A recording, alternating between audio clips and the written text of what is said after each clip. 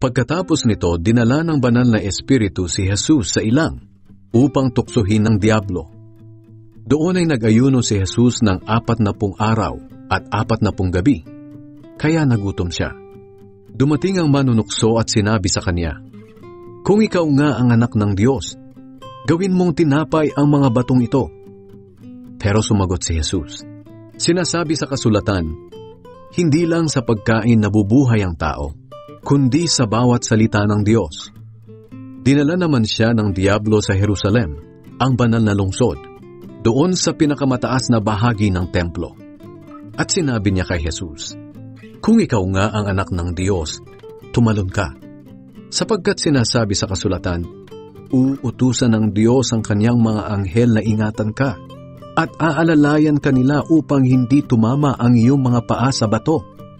Pero sinagot siya ni Jesus, "Sinasabi sa kasulatan, huwag mong subukin ang Panginoon mong Diyos." Pagkatapos, dinala pa siya ng diablo sa isang napakataas na bundok at ipinakita sa kanya ang lahat ng kaharian sa mundo at ang kayamanan at kadakilaan ng mga ito. At sinabi ng diablo kay Jesus, "Ang lahat ng iyan ay ibibigay ko sa iyo, kung luluhod ka at sasamba sa akin." Pero sinagot siya ni Jesus, "Lumayas ka, Satanas, sapagkat sinasabi sa kasulatan, sambahin mo ang Panginoon mong Diyos at siya lamang ang iyong paglingkuran." Pagkatapos nito, iniwan na siya ng diablo. Dumating naman ang mga anghel ng Diyos at naglingkod sa kanya.